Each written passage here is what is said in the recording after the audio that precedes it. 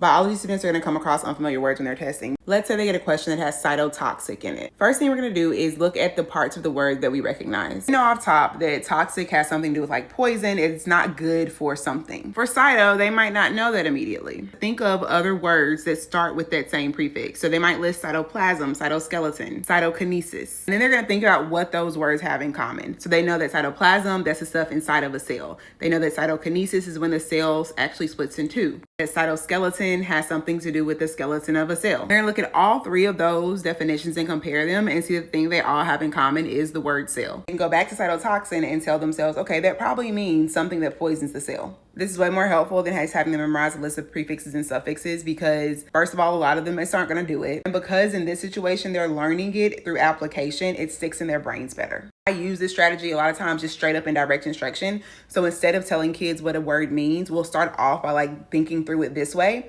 and then I'll give them a formal definition after. And as a result, not only do they remember it a little bit better, it's easier to get them to think through their own definition of words. For more biology instructional strategies, support, and encouragement, make sure you're on my email list. Stay curious, y'all.